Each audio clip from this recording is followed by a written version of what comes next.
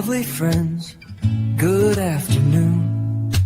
Come and sit down with me and don't leave too soon. Thank you for stopping in, thanks for saying hi. Together we can make a difference if we try.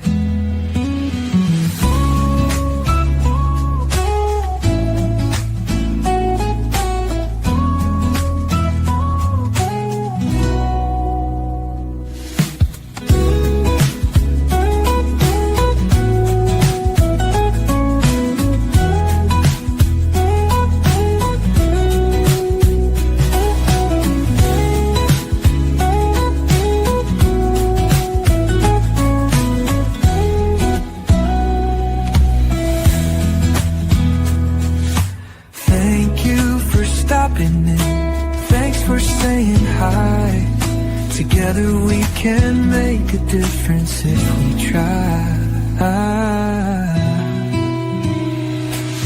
Hello there, my lovely friends. Good afternoon.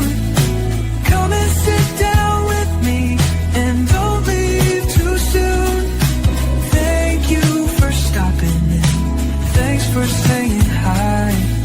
Together we can make a difference if we try.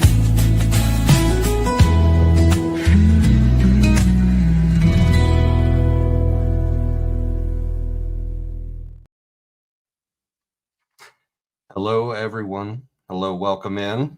And welcome in to our special guest, Jack Fox, of Never a Truer Word. Hey, Joe, how are you? I am outstanding today. That's a good answer. All of the technical things are going right today, especially since I opened up that natural light, like opened up the blinds in my room. Things are clicking. You look great. Like we were chatting before, and you were like, I think I need some more light. I'll open the blinds, I'll get some natural light. And man, you're alive. I am. I feel alive. How are you? I've got to shout you out because we're going to talk about Nick Kassotis, and so many people have said, can you do something on Nick Kassotis? You asked me to do it. So the reason I really want to do it with you is you were the first. You sent me a DM last week going, check this guy out. And I went, whoa. And then for the next 24 hours, I just was getting DMs from the left, right, and center saying, Jack, you got to look at this guy. You were the first. So I'm shouting you out for spotting, oh my God, this guy. Well, thank you so much. I appreciate you picking me to come on and share your thoughts on this this guy choosing to get up and go on the stand. Like, I mean, what was it? I'm not a psychologist, so was it hubris? Did he believe he was smarter than everyone else? You know, it is. You know, I think one of the things here is, look, we could sit for the next hour and just say Nick Kassotis is a bad liar, but folk won't learn anything from that. Let's look at why he's a bad liar. Let's look at how you can see that in other people. Yeah, you know, the last time you and I were together, we were looking at Lori Vallow Daybell. Yes. She might be a slightly better liar, but only slightly better.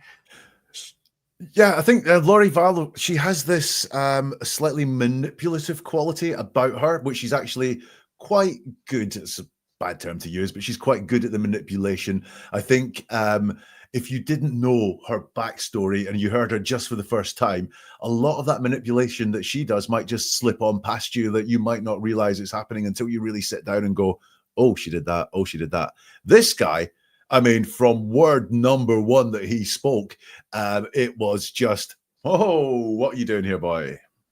And you know, and I'm not as familiar with the case as I am with like Lori Vallow Daybell's case, because I went to every day of her trial and I was there for months before, and got to know some of the family members associated with that case. So I'm definitely not as intimate with this case, but when I saw this guy get on the stand and try and testify in his own defense, I was like, oh my gosh.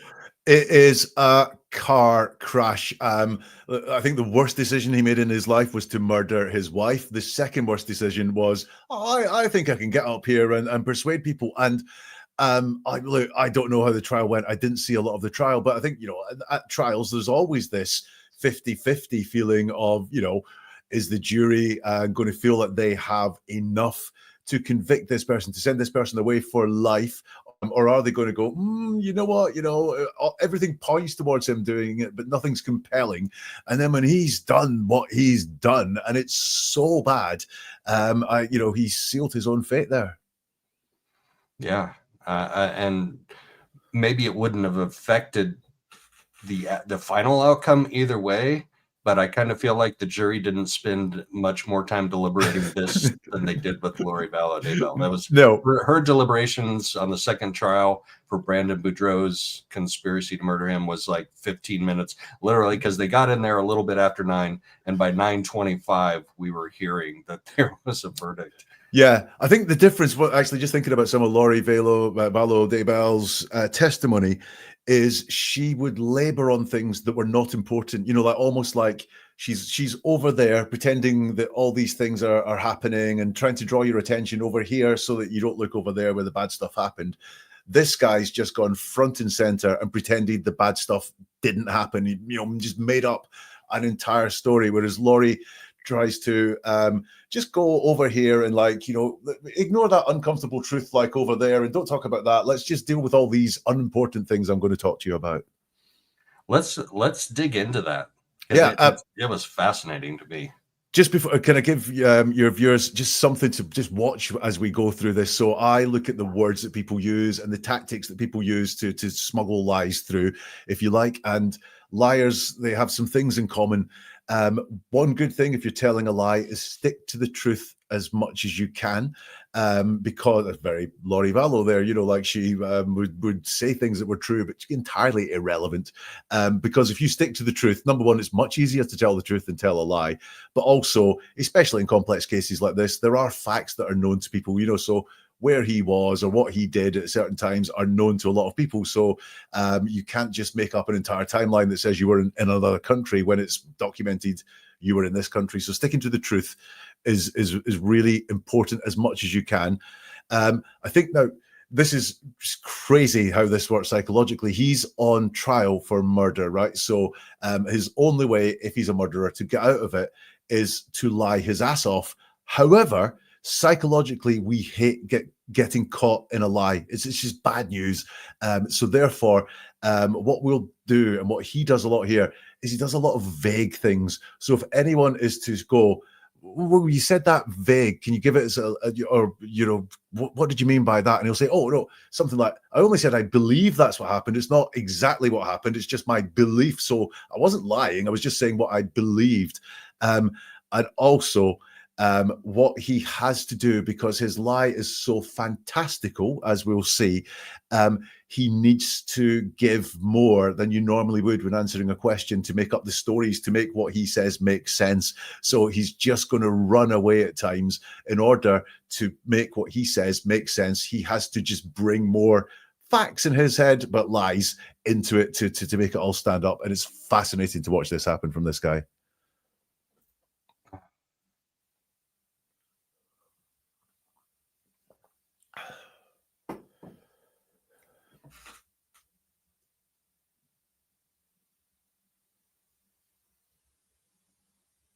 Get it all down. You said 2018? 2017. 2017. Anything else strange begin to happen around that time frame? Not at that time, though. We had been having kind of some, I'll say, familial arguments.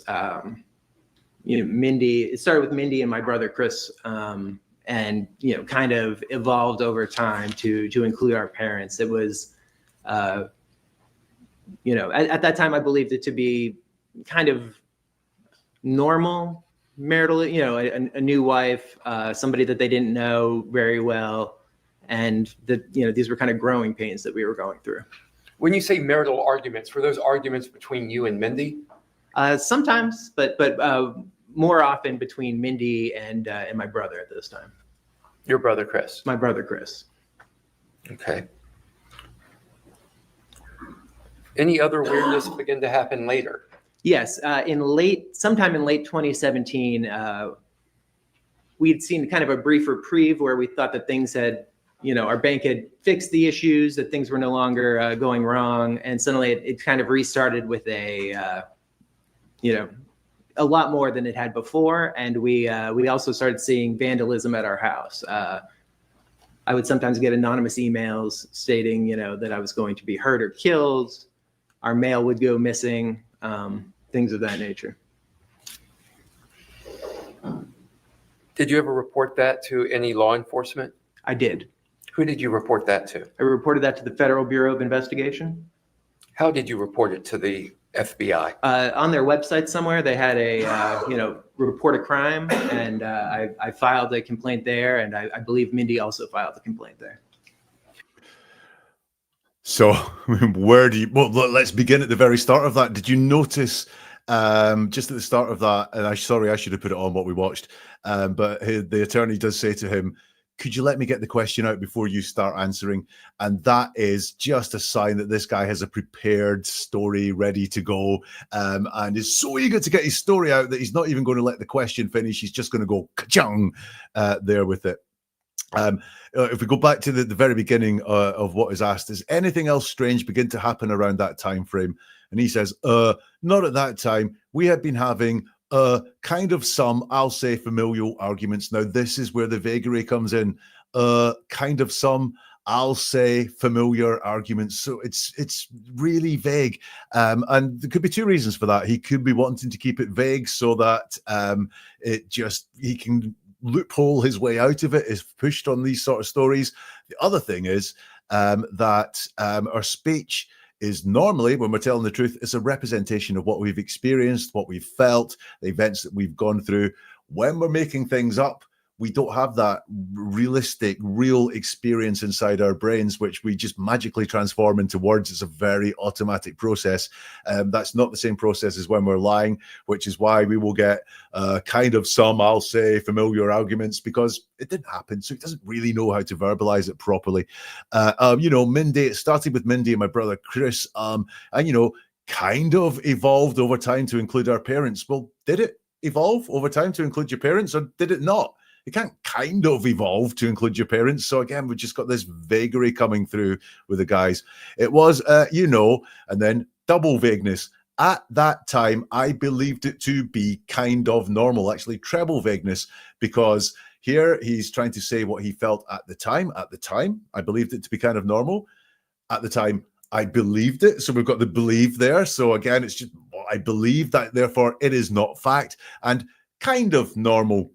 Marital, a new wife, somebody that they didn't know very well, that, these were kind of growing pains that we were going through. So we've got that somebody they didn't know very well. It's just vagueness again. Who's the somebody? Kind of growing pains. But what I challenge you to do is just look at that answer and go, what does it mean? Well, and so two like outside looking in, like 50,000 foot level, 35,000 foot level, whatever, on an airplane. First of all, he looks like he could be a normal everyday person, right? Yes. Like watching him testify, listening to him testify. If you don't pay attention to his words, you're like, this guy could be believable. He could just not be guilty. But who uses the word familial and marital when you're talking about arguments with your wife? Yes. Who uses that in everyday life? Yeah, we'll come to that in a minute, because I think he's messed up there when he's been talking. Now, also, like, what does it mean? And part of effective communication is getting across. So if I say to you, dog, right? Very quickly, I've had a representation in my head of a dog. I've used the sound that represents that representation, dog, and you've now got a picture in your head of a dog, or a concept of a dog in your head. And if I tell you what I did this morning, which is went for a walk around the park, you've very quickly, you've got some sort of park in your head, and you've got me walking around it, because that is very simple to get. But this, because he's not bringing forward a true representation of something here, it's very hard to picture what the hell is he talking about, because he doesn't have the words to back it up. Also, you notice the question is, anything strange begin to happen at that time? And he goes through these arguments and he says they were normal. So he's been asked, did anything strange happen? And he says, well, I thought it was normal. So why, when you're asked if something strange happened, do you answer with, I thought normal things were happening? He may be trying to say, I think now that it's not normal, but he doesn't once more go, oh, you know, I thought it was normal at the time. But in retrospect, it's strange because it's not, it does not have it inside him to put this into believable language, believable words that we can really get. Right. And people in chat are making a point of the fact that he was an attorney with the Judge Advocate General's office for many years with JAG, so a military attorney.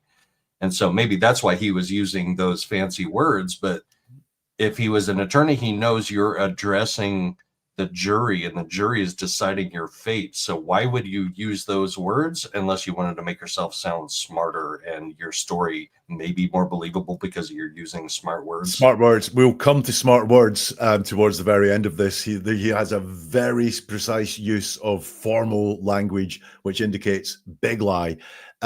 He's asked, when you say marital arguments, were those arguments between you and Mindi? He says, sometimes, but more often between Mindi and my brother at the time.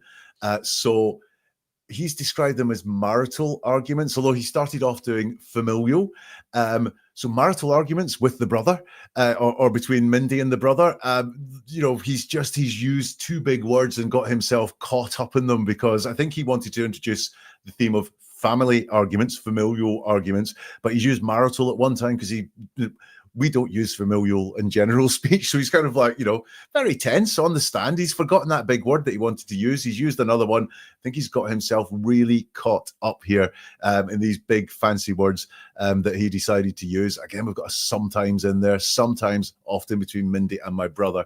The other thing you'll notice as we go through all of this is that the only person that can verify a lot of what he says is Mindi, who's dead, who cannot verify. So it's as if all the way through this, he's giving out this vibe of Mindi did this. Mindi could verify it, but obviously he's relying on a dead person as his alibi, basically.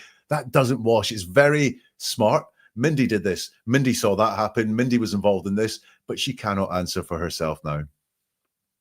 That's so crazy how that also relates to the first trial, the April trial in Lori Vallow Daybell, because there were four other people at the house in Chandler, Arizona that day when her husband was shot to death, and every single one of them besides her is dead now.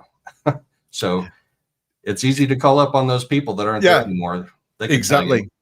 Look, if we just go back a slide, just to look at this guy telling the truth. He's asked, your brother, Chris? And he says, my brother, Chris. Short, sweet, crisp answer. Your brother, Chris? My brother, Chris. That's what the truth tends to sound like when we're asking someone a question. Short answers, direct, you know, like very direct. Your brother, Chris? My brother, Chris. So short and direct. Which then that's what this guy looks like when he's telling the truth. Think about it maybe like his baseline. It's kind of anyone's baseline for when they tell the truth. So then when we get on to longer answers that could be answered very short with very short answers, and we get a soliloquy from the guy, then we know that there's a chance that something's going on here. He feels a need to say more than just what the answer would be. He's then asked, any other weirdness begin to happen later? He says, yes. Sometime in late 2017. So once more, so vague, sometime in late 2017, you know, it's just so woolly.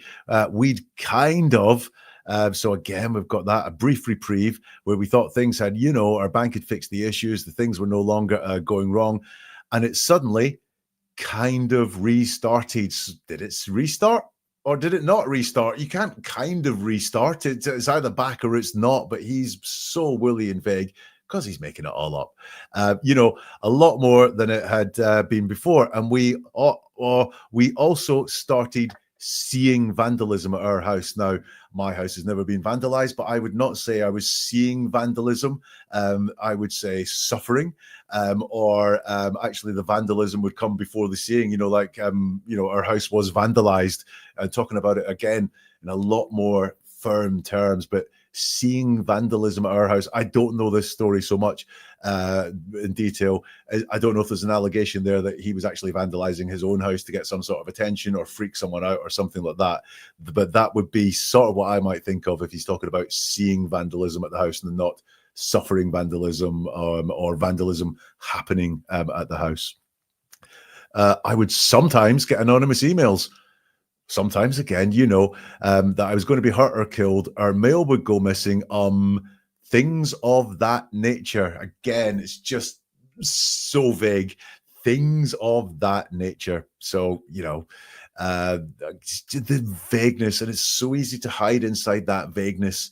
There, things of that nature makes it sound like a lot more happened as well. But because it didn't really happen, he doesn't have to invent these things. He can just put it under this vague cover of things of that nature. Then there's the question: did it restart or get worse? Did you ever report it to any law enforcement? He says, I did. Once more, I think he did report it to some law enforcement. I don't know the story, but look at that for an answer. Did you ever report it to law enforcement?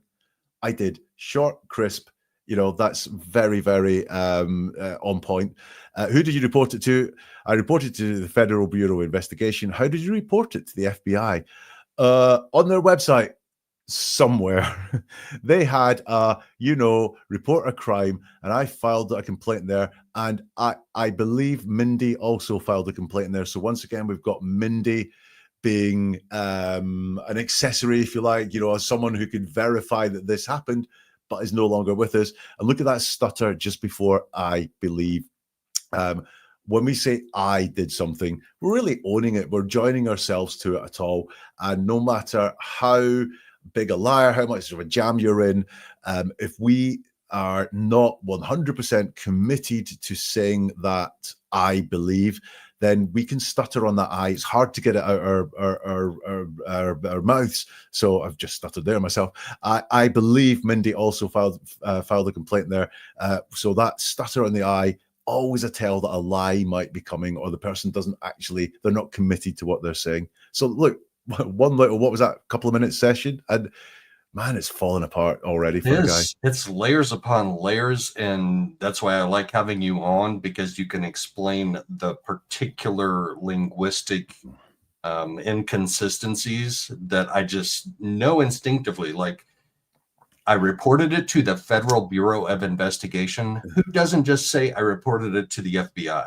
Yes. And Mindi did too. Like that would be short, that would be brief, and that would feel honest to me. But yeah. And it's the exact same. How did you report it to the FBI? Online.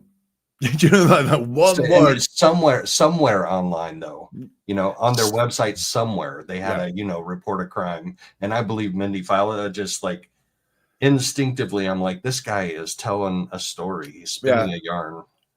Very often feedback I get when I do something like this is people will say, oh my God, I felt this was off. I felt this guy was lying. My gut instinct was that this guy's not telling the truth.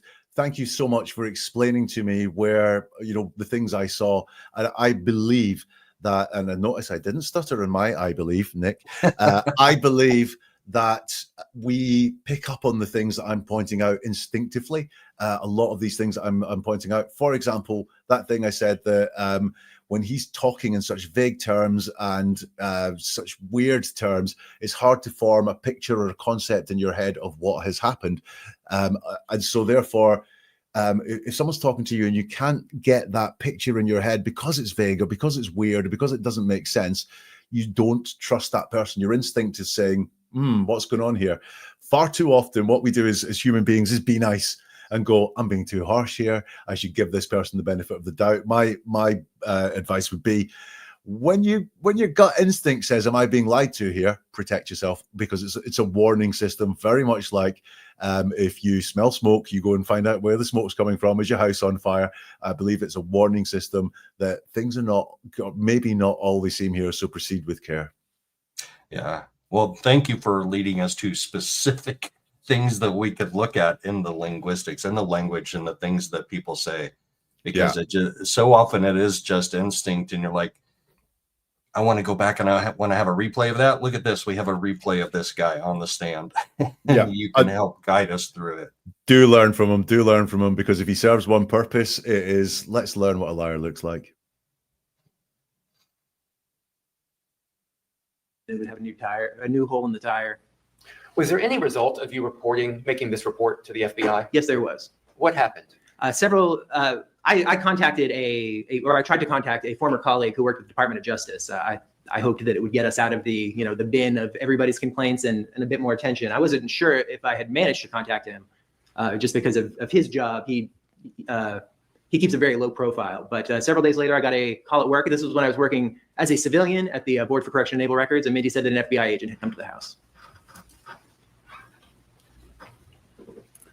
What did you do after learning that an FBI agent had come to the house? I asked her what they had talked about. She said that he was there in regards to what had been happening to us, that he would be returning in the near future. I don't recall everything.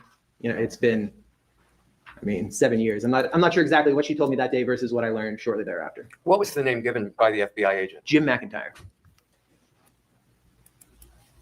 What happened next with respect to Jim McIntyre? He came back a couple days later. Did you meet with him at that time? I did. Tell us about that. He came to the house. I believe he had called to schedule it to make sure that I was going to be home at the time. He seemed very thorough, very professional. He wanted to know everything that had happened. He wanted copies of the emails that we had received. He wanted specific issues with the banks. I believe we printed out screenshots of the charges that showed what had been going on, and we provided all that to him. And he said that it was something he took seriously and that he would be investigating it. So some random individual shows up at your house, says he's with the FBI, and claims to be a man named Jim McIntyre. What did you do to verify that information? I didn't verify it. Mindy believed that she had seen a badge, or she told me at the time that she'd seen a badge. I had no reason to doubt that he was who he said he was. It didn't cross my mind that somebody else could have shown up at my house at that time.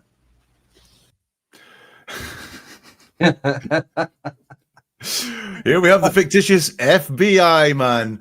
Oh my goodness. So let's dive through some of this. So he's asked what happened when the FBI guy, what happened as a result of him making the report. Very interesting. He says several. I contacted and I think several. I don't know. Was that the planned answer to the next question or something like that? Several doesn't make any sense in terms of what happened. Starting your answer with several, he pulls out of saying several and finishing the sentence and goes, and he's flustered and stuttering while he tries to get his flow back, to get himself back on track with the story that he wants to tell. I tried to contact a former colleague who worked at the Department of Justice. This answer has got, now I need to say this correctly for the American audiences, resume statements in it, which is completely irrelevant about trying to contact the former. Also, by the way, he's asked about contacting the FBI, and he talks about contacting someone at the DOJ. So he's gone weird again. Do you know what I mean? Like, it's as if, I forgot to get this in earlier. But I tried to contact a former colleague who worked with the Department of Justice.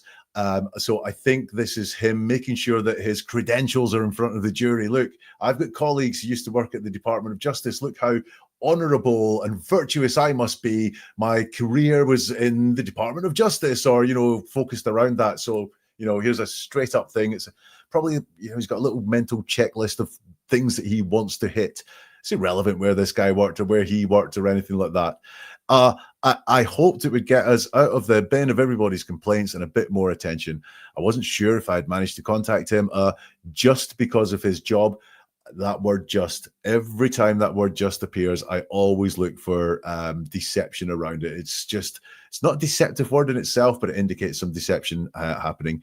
I wasn't sure if I'd managed to contact him just because of his job. He keeps a very low profile.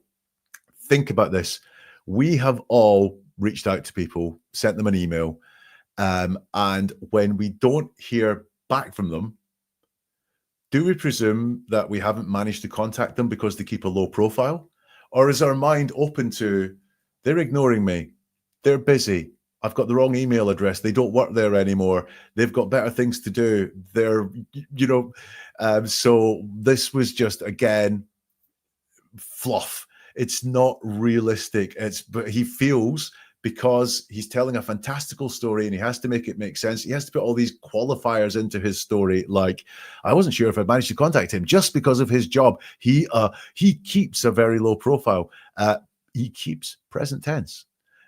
Interestingly, this imaginary person that you tried to contact is in his imagination right now. It's not he kept a very low profile, it's he keeps a very low profile.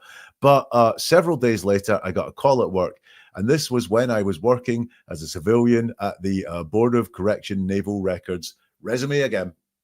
Here we go with the, here's another job. Board of Correction and Naval Records. Look how good I must be. I was working in this very officious sounding place, Correction of Naval Records. I was in charge of making sure people behaved well there, and, you know, people kept to the laws and so on. And records, very officious. Just want you guys to know there what I was doing, because it doesn't add anything to the story or to the answer to answer the question, which is, what happened as a result of contacting the FBI? And he decides to tell us some job titles that he's had and some people he's worked with. Please look how good and virtuous I am. What did you do after hearing an FBI agent had come to your house? He's asked. I asked her, and this is Mindi, what they had talked about. She said that he was there in regards to what had been happening to us, that he would be returning in the near future. I don't recall everything, you know. I mean, it's 7 years. So once again, we've got this deniability of, well, look, I don't recall everything. So don't ask me too many questions about this fictitious thing, because I'm just going to go, I don't recall everything. And then just notice, he says, I asked her what they had talked about, and he doesn't say, she told me that they spoke about what was happening to us, and he promised he'd come back in the near future.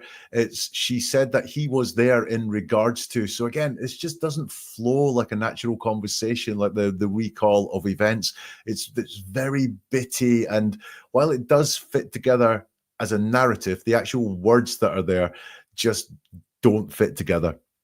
And they make us feel like it's a narrative. Like, yes, it's rehearsed. Yeah. Like he almost wrote it down on a piece of paper and went over it in his head over and over and over again for when he was going to get on the stand. Yeah. Also, let me just flag up that phrase. I don't recall everything.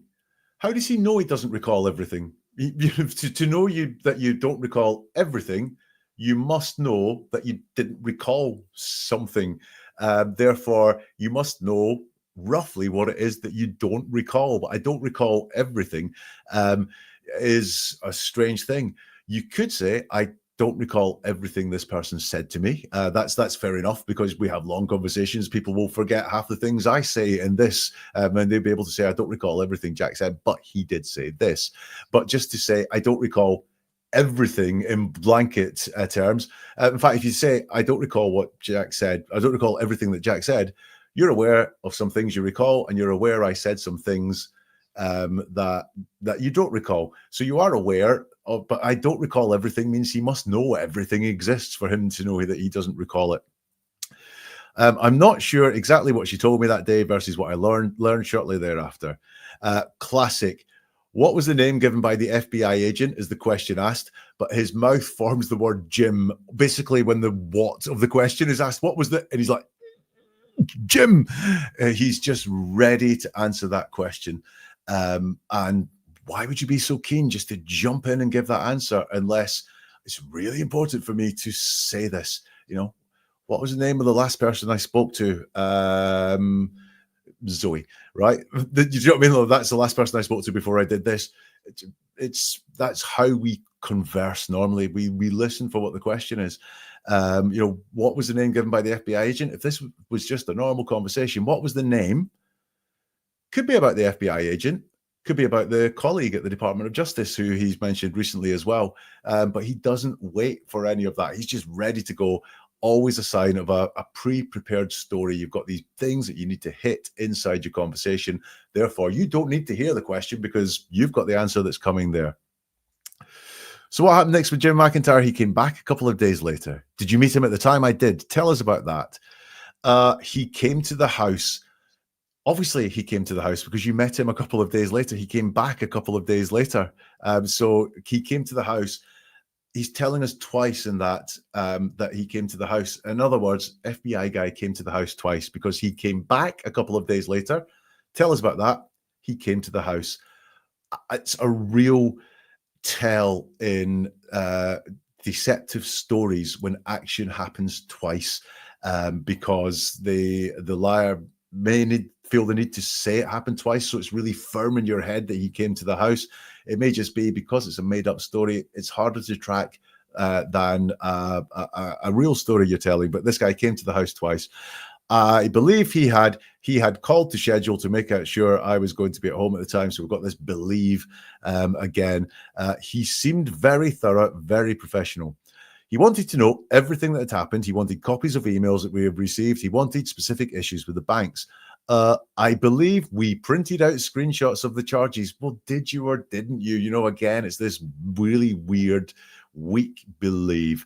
And we provided all that to him. He said that this was something he took seriously and that he would be investigating it. Now, I found it very interesting that all he spoke about here is the financial crimes. So he's been talking about vandalism. You know, he was saying his car tires were damaged and so on. And it's only here it's gone to the financial crimes. The guy, he's got no recollection. I mean, he doesn't remember everything, but the FBI guy didn't seem to ask him any investigative questions, you know, like, who do you believe is responsible for this, or anything like that. And there is a theory, which, by the way, if you are around in a few hours' time, I'll talk about one of those later, which is the disappearing perpetrator. Which is when someone's making up a story, like say they got attacked by someone, when they're telling that story and it's made up, they'll mention the person hit them, and then they'll talk about how they felt and so on, and they never go back and say what the perpetrator did after they hit them. In true stories, the perpetrator doesn't disappear because they're always there, but because they're not always there in a fictitious story, the perpetrator tends to disappear. Here, the vandalism's disappeared, because I believe so this is the switch of that. It's the disappearing crime. The vandalism was something that he really wanted to talk about, but when he talks about dealing with this FBI guy that came to his house, it's just the financial crimes that he mentions. I'm interested in that, like, you know, for whatever reason, he feels that that's the only thing that he can mention. Oh, that's funny you mentioned the disappearing perpetrator, because there's that brand new case with the baby. Is it baby Emmanuel, I think, that he's disappeared, and his mom claims that she was hit on the head, and when she woke up, baby Emmanuel was gone.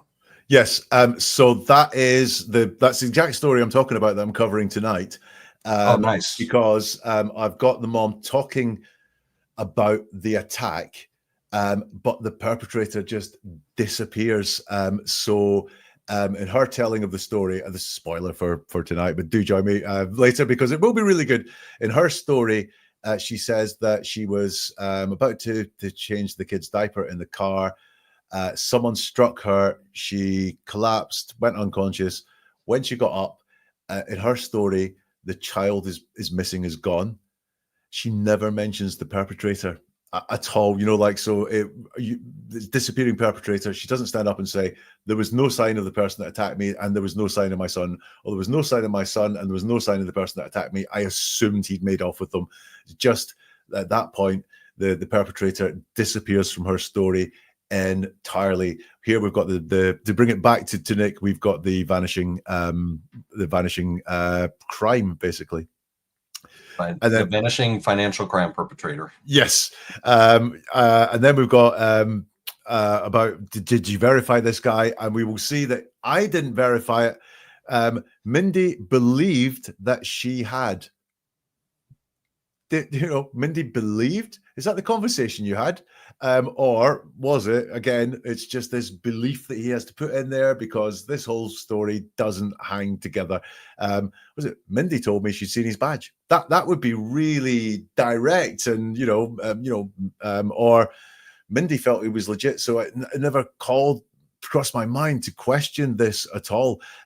Mindi believed she had seen a badge, or she told me at the time she had seen a badge. So it's once again, blaming it all on Mindi. It's Mindi's fault that this fake FBI guy came around, because Mindi was the one that told me she'd verified it. Oh, can we check with Mindi? No, we can't, because Mindi's dead. I had no reason to doubt that he was who he said he was. It didn't cross my mind that someone else could have shown up at my house at that time so qualified. It's just such a story, because the question is, what did you do to verify that information? I didn't. Mindi saw a badge, so I didn't do anything to verify it. Bum. However, he has to go with all this extra detail. Mindi saw a badge, or she believed she saw a badge, or she told me she's seen a badge. I had no reason to doubt anything. A man would show up at my house. It's just storytelling that he has to do to make any of this fantastical nonsense make sense.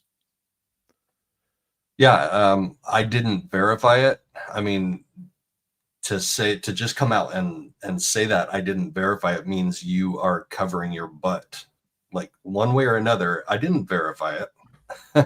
And I have an excuse, but Yeah. What is that excuse? Let me tell you 3 sentences now in a row to tell you what that excuse is. Truthful people don't mind saying I don't know, and they don't feel a need to cover their butt. You know, if they're being truthful, it's no, I didn't. People who are lying, they feel a need to fill in every answer that they're asked and fill in with more and more, because they think that's how the truth gets across, but it's not.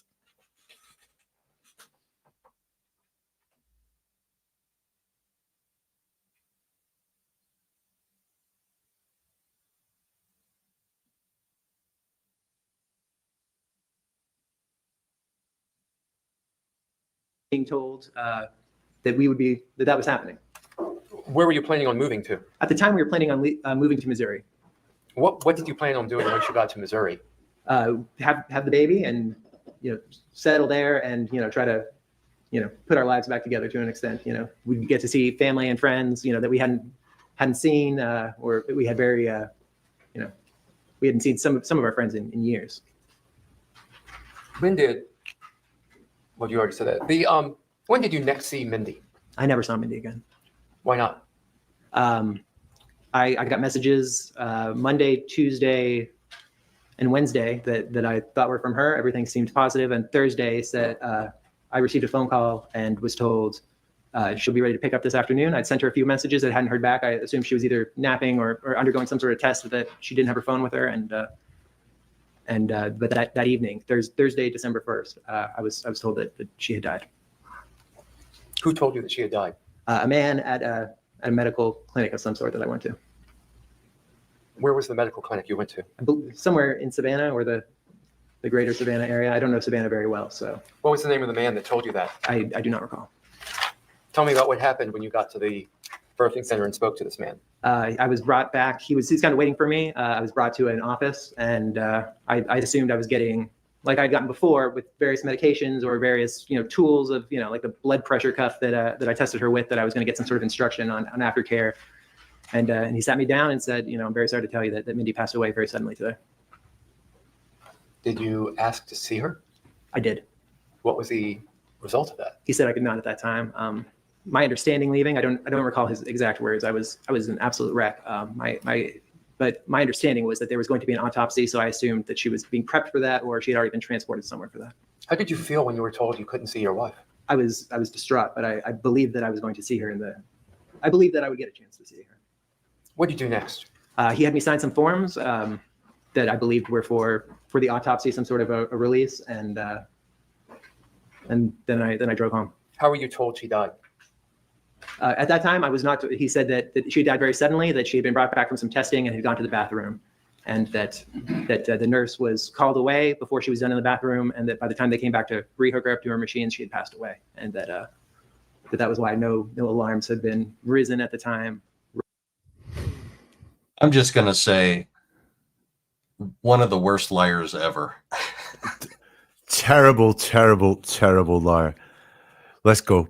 When did you, sorry, you already said that. When did you next see Mindi? And he says, I never saw Mindi again. Never is another word that though indicates deception, but regularly says some deceptions happening there.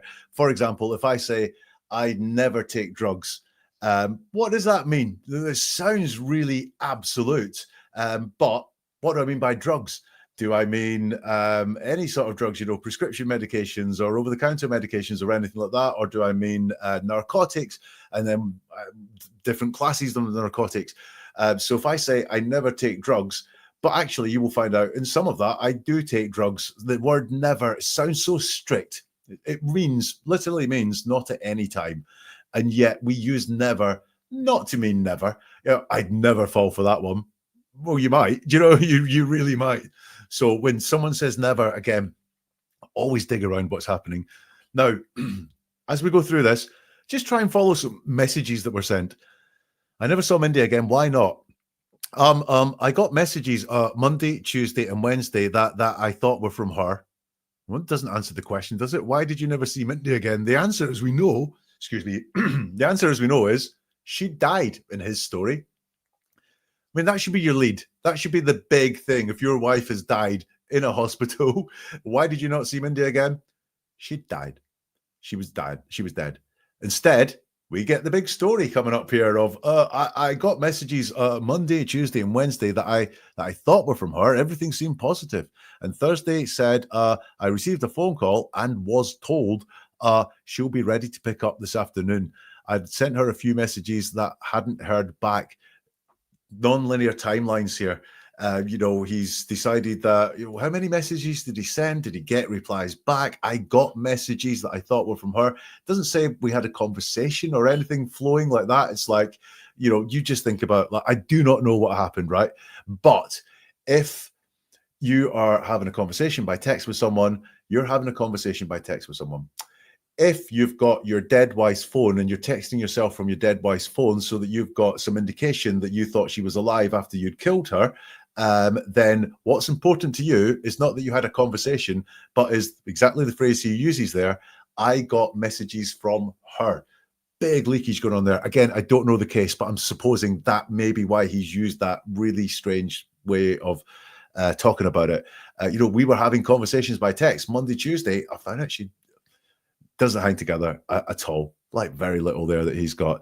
I assume she was either napping or undergoing some sort of test. He does a lot of assuming in this whole section here. Again, he has to tell us what he assumed, even though it's so nonsensical, because otherwise his story doesn't make any sense.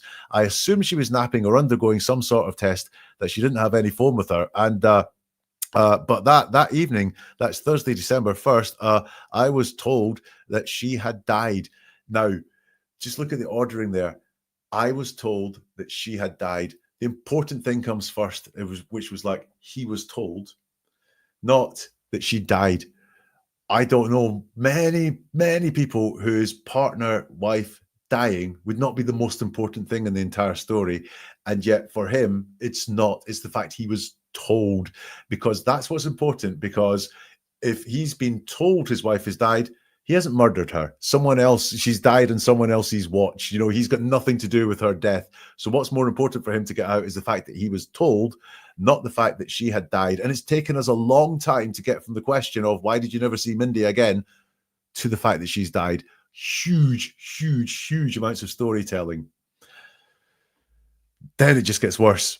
Who told you she had died? A man at a medical clinic of some sort that I went to. I was bizarrely, I was thinking about this on my walk through the park this morning, and I was thinking, my granddad died. I think I was 6 or 7 years old when my granddad died. I really didn't understand death very much at all. I could tell you exactly where he was when he died because I was told at the time. And I can tell you exactly where I was when I noticed my mum crying and went in to say, what's wrong? Never expecting it to be that. I was 6 or 7 at the time. And yet, where did your wife die? A man told me a medical clinic of some sort. I believe somewhere in Savannah or the greater Savannah area. I don't know Savannah very well. I mean, no. Look, I'm bringing in logic there. I know I am, but we've got a medical clinic of some sort. I believe somewhere in Savannah or the greater Savannah area. I don't know Savannah very well. Savannah would have done, you know. And a man told me. A man told me. What was the name of the man that told you that? I do not recall. Tell me what happened when you got to the birthing center and spoke to this man. By the way, interesting that the question is about a birthing center when he's just called it a medical facility of some sort. That suggests to me that there's been some rehearsal, and suggests to me that Nick, the worst liar in history, can't even stick to the story that he's rehearsed. He was supposed to say a birthing center in Savannah. Man, that would have been so simple and straightforward. Where was this? It was a birthing center in Savannah. But no, I was brought back. He was kind of waiting for me. Was he waiting for you or not? Again, you can't be kind of waiting for someone. Brought back. I was brought to an office. That is, again, that repetition of brought is not the word you would expect in this situation. I was taken to an office. Do you know what I mean? You know, that would be what would happen in that. Someone took me aside, not brought to an office. I assumed I was getting, so here we have more assumptions again, various medications, various, tools of like the blood pressure cuff that I tested her with. I was going to get some sort of instruction or aftercare. This is entirely irrelevant to the story. Tell me about what happened. And he doesn't tell us what happened. He tells us his assumptions.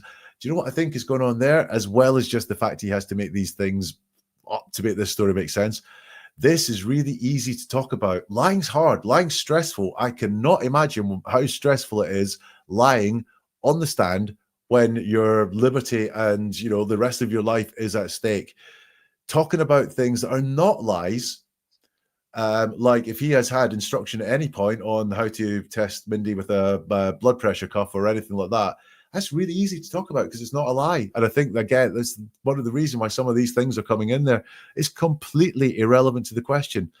He sat me down and said, I'm very sorry to tell you that Mindi passed away very suddenly today. It's just explaining storytelling all the way to get there. Did you see her? I did. What was the result of that? He said, I could not at that time. My understanding leaving, I don't recall his exact words. I was an absolute wreck. What? It's just word salad. Again, with this qualifier of I don't recall his absolute words, and I was an absolute wreck. Persuasive there. I was a wreck. I would actually buy that. If someone had been told their wife had died, what happened next, or what was said to you next? I really don't remember. I was in bits. So, I was a wreck. But when it's come as part of this guy's pattern to put all this stuff in, it just jumps out like a really bright beacon. Again, it's his assumptions. My understanding was there was going to be some sort of autopsy, so I assumed that she was being prepped for that or had already been transported somewhere for that. In order to make this fantastical story that his wife died and he could not see her, he has to tell us about assumptions that he made for it to make a lot. It's the only way this story makes sense. How did you feel when you were told you couldn't see your wife? I was distraught, but I believed I was going to see her I believed that I would get a chance to see her. Again, it just doesn't flow. Were you distraught? Or were you all right because you thought you were going to get a chance to see her after the autopsy? The two things don't hang together again from this guy. I wasn't happy, but I thought I was going to see her later. That would hang together. Or I was distraught. I didn't know if I'd see her again. I wasn't trusting them anymore. Those things would all hang together. But I was distraught, but I was all right because I was going to see her later. Oh, which one was it again? They had me sign some forms that I believed were for the autopsy, some sort of release. Again, that vagueness. And then I drove home. Again, we've just got, we had the step-by-step of him getting to the birthing center, and there was a guy waiting for him, and he was brought to an office, and he was sat down. And then all of a sudden, I drove home. I think lies are really hard to tell. So he's thought of everything that he needs to think of to cover off his story, but not how he got out. Then, you know, I sat there for 10 minutes sobbing, felt really lonely, and eventually, you know, walked out of the hospital, got in my car and drove home. It's just, and then I drove home, boom, disappearing storyline there from the guy. Tell me what happened was the question he was asked, and none of this really answers what happened. How were you told she died at the time? I was not. That would be the answer to that. I was not. You know, they didn't tell me at the time how she died. Instead, we get, well, actually, how he was told she died. And that was she died very suddenly. She'd been brought back for some testing, had gone to the bathroom. The nurse was called away before she was done in the bathroom. They came back to rehook her up to the machines and she passed away. So actually, how were you told she died at the time? I wasn't told specifically. I knew it happened when she was in the bathroom, unhooked to the machine. So again, it's just not natural language, and it's just full of storytelling. He just has to add so much fake detail in order to make any of this, when I say make sense, what he thinks will make sense. Well, and he contradicts himself immediately. How were you told she died? I was not. And then he proceeds to tell how he was told how she died. And that's because in his brain, he's made up this story. And so, like I was saying, you know, I went for a walk in the park today, right? So that's such a linear thing. You know, I could tell you the path I went in with. I could tell you where the dog stopped to sniff grass and so on. Weird dog. I could tell you how we walked through it and so on. I could even tell you there was a dog somewhere else barking at my dog. You know, like it's just all. It's not a line of things I need to hit when I tell you that story, but he's got these points that he needs to hit, which is I wasn't told, but you know, sorry, I wasn't told the cause of death, but I was told the circumstances in which it happened, and because he hasn't experienced it, he just can't make it come out and flow in a way that would just feel believable and feel like he had suffered and experienced this. I wasn't told the cause of death. I know it happened when she was in the bathroom and it wasn't on a machine, but at that point, they could not tell me the actual cause of her death. There you go. That's really quite a simple answer that would fall through, but he has to just go more and hit the points that he wants to hit, which means we don't just get this storytelling. We don't get this. We do get the storytelling. We don't get the sort of flow that would come from someone that had the real experience. We don't get real believable answers. Correct.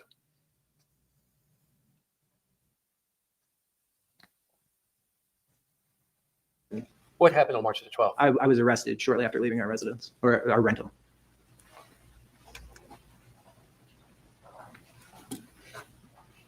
Did you kill your wife, Mindi Kassotis? I absolutely did not. I've never put my hands on a woman. I've never hurt a woman. I would never have hurt Mindi. Did you strike her on the head up to 9 times? Never, not once. Did you dispose of her body? No, never. Did you dismember her body? No, absolutely not. And frankly, I'm not great with blood. So as anyone who's ever given me a doctor's exam can tell you, that is not something that is even remotely possible for me.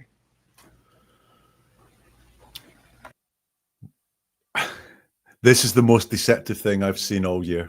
Did you kill your wife, Mindi Kassotis? Now, that's a yes or no question. Yes, I did. No, I didn't. And he doesn't say yes or no. It's a hallmark of a liar. When they're asked a question that can be answered with a yes or no, and there is no yes or no in there, it's a hallmark of a lie. There is one really straightforward answer available to him there. Did you kill your wife, Mindi Kassotis? No, I did not kill Mindi. Instead, we get so many indications. I absolutely did not. So instead of no, I absolutely did not. Absolutely another marker for deception, because it doesn't need to be there in that sentence. It just is there to persuade us. So I did not means the same thing as I absolutely did not, but the absolutely is added to be persuasive, to make it sound not just that I didn't, but I super didn't, I really didn't, is there. We were talking about him using formal, proper language. It's not I didn't, it's I absolutely did not. And liars will often go to that more formal and non-contracted use of words because they think it makes them sound more believable and more sincere and more solid, when instead of saying didn't, which they may think is conversational and a bit casual. Did not. Then I never, so we've got that word never again. I never put my hands on a woman. Well, we didn't ask you what you've done with a woman. We asked about Mindi, but you've now moved to talking about a woman. And put my hands on, well, it was kill. You've been asked, did you kill your wife? I've never put my hands on a woman is not an answer to that question. Why can't you answer that question in a straightforward manner? I've never hurt a woman. Again, we've got never, we've got a woman, and we've got hurt. Again, it's the word kill. Criminals, people who've done bad things, will turn down the severity of the allegation when they're talking about them. So with murderers, did you murder this man? I didn't attack him. You know, or were you involved in this murder? I had nothing to do with the assault. You know, like they will turn down the severity. Did you steal the money? I didn't take anything. And, you know, it's gone from steal to take. They will turn down the severity of the thing. And then I would never have hurt Mindi. Once again, we've got the hurt. It's not kill. You know, he doesn't actually in there deny killing Mindi at all. The denial is not there. I absolutely did not is not a denial. I've never put my hands on a woman is not a denial about killing Mindi. I would never hurt a woman is not a denial about killing Mindi, and neither is I would never have hurt Mindi. None of that is the denial. Did you strike her on the head up to nine times? Never, never, not once. Again, no yes or no there. Just no would be fine. Did you strike her on the head 9 times? No, I didn't. But it's never, never. So we've got that word never twice, not once. Did you dispose of the body? Now, this is a really interesting one because he's in this little groove of answering with never.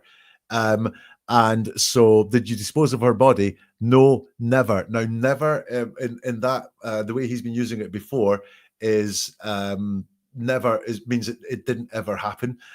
Did you dispose of her body? No, never.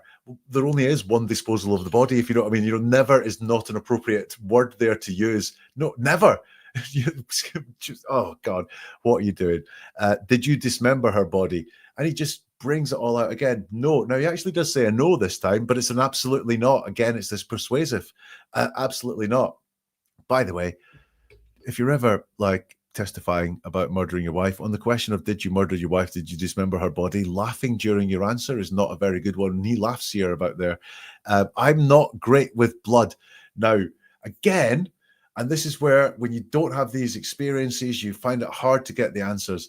I'm not great with blood is not I can't stand the sight of blood or I'll faint if I see blood. It's just a very weak. I'm not great with blood. You know, so actually it's not even it's not convincing in any way whatsoever. It's like I faint if I see blood. Ask anyone. Dismembering is not something I could do.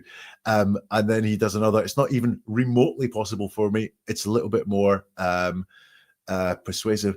But what I wanted to draw your attention to is that did you dismember her body? I'm not great with blood.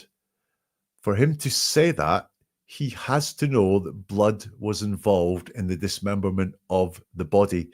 And he may have a hell of a lot more experience than me. I would presume that there are stages where you could dismember a body and there will be blood. There are things you could do to dismember a body. There won't be so much blood. But to say, I'm not good with blood, he has to be, for some reason, aware that blood was involved in this dismemberment of Mindi's body. Absolutely. And then, so anyone who's ever given me a doctor's exam will tell you I'm not good with blood. Anyone who's ever given you, are you good with turning your head and coughing? Can we ask anybody who has ever given you a doctor's exam? That's just like over the top. Yeah, it's completely over the top. I'm not good with needles, but I can get an injection. You know, I've quite happily get an injection or get blood drawn from my arm. I've got to say to you, if you went to ask the last person to take blood out of my arm, how was Jack with needles? Who? I don't remember. Right. You know, or how's Jack with dismembering his murdered wife's body? Yeah, it's so unconvincing. In summary, everything he says is laid on way too thick for two reasons, which is liars tend to do that because they really worry that the story they're trying to get across is not going to be believed. So they lay it on really thick, loads of detail, loads of context and storytelling and persuasive words, because they're worried. It's very important to him that his lie is believed, which is why he's laying it on really thick there. But also, I think he realizes how, the only way out of all of this is to make up this fantastical story which relies on assumptions, the actions of dead people who can't corroborate this now, and that's why he has to bring all of those things to the fore. Right, and the jury's gut instincts were right because he was found guilty on all counts, and he will never see the light of day again. I mean, quite rightly. I mean, the levels of, I don't know, delusions that he thought he was going to get away with that. And look, Sherry Papini, Sherry Papini, the woman that was fake kidnapped. She, for me, is someone who is a very good liar. She actually tells very convincing lies. She can get, lies through well. I think with the Sherry Papini, actually, two things caught her out. Number one was just the contradictions in some of the things she said and some of the things that were known as facts. But she was actually a very good liar. This guy is nowhere in that ballpark of being able to lie like that. The only one in recent memory that comes to mind for me is Robert Tellis. Not someone I'm familiar with. Oh, he was a Las Vegas realtor that murdered a newspaper agent that was publishing damaging stories to him. So he disguised himself as a landscaper and went and unalived the newspaper reporter last year. And he tried to testify in his own behalf, and the judge actually let him tell a narrative defense. And it's the only one that comes to mind in recent memory for me that's as bad of a liar as Nicholas Kassotis. There's some, I mean, trust me, again, I'm all about helping educate. Lying is hard. It is super, super hard. Look, did you take the last cookie? No, that's easy. But then if I start asking you, who did? What's your experience of the cookie? When did you last have a cookie? What about, and all that's, then the lies, they just get harder and harder and harder and harder. And so lying it's a super hard thing to do. It's really stressful. It takes up, I can't remember the exact number, but it takes up more brain power than telling the truth does as well. It actually exhausts you, it physically exhausts you lying. And then when you're tired, you become a worse liar. So that was 2 hours worth of testimony that we cramped down into there. So he's lying for 2 hours. He's got to be on top of his game all the time doing that, and you tire yourself out. And quite often I will see someone come out quite strong with some decent lying, but by the end of an interview or something, it's fallen apart because they are tired. They've the other hard thing about lying is keeping track of all the stories you've told. So you've got to like pull these things from a different part of your memory from where real things happened. It's just, don't lie. It's hard work. And even if you're not lying, even if you are taking the stand in your own defense and you're telling the truth 100%, it's still going to be exhausting. Yes. And you still might mess up, which is why defense attorneys will tell you and recommend, don't take the stand. Don't do it. Yeah. And lying, when you're on the stand and you're telling the truth. So even if you're a witness in a case, people are really nervous, about, am I going to be believed?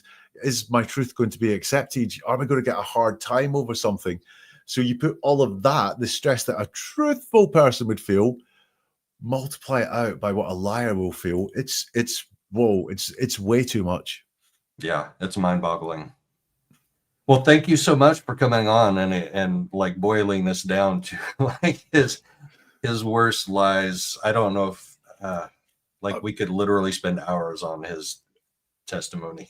I mean, it was so fantastical. Thank you so much for putting it my way that afternoon when it was, Jack, watch this. I was like, you got to see this. You got to see this. Joe, I've watched it for 5 seconds and this guy's lying. He's guilty.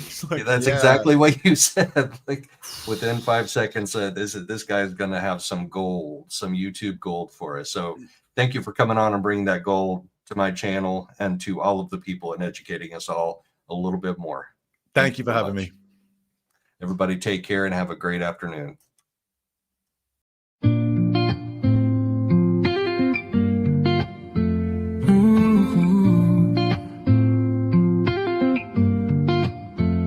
See you soon, my lovely friends. Have a good afternoon. Don't forget to stop back by and see me real soon. Thank you for stopping in.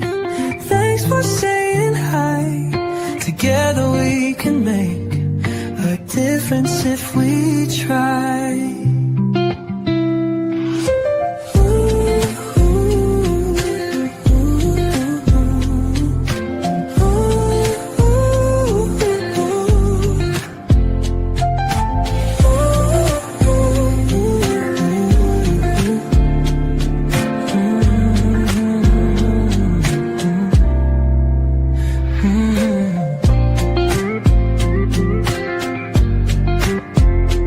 Thank you for stopping in. Thanks for saying hi. Together we can make a difference if we try.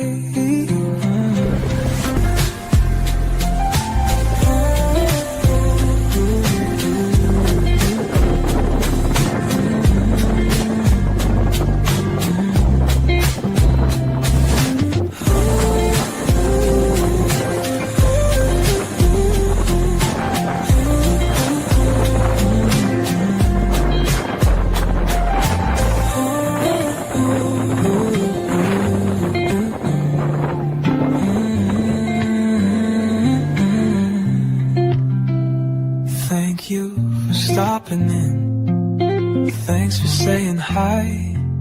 Together we can make a difference.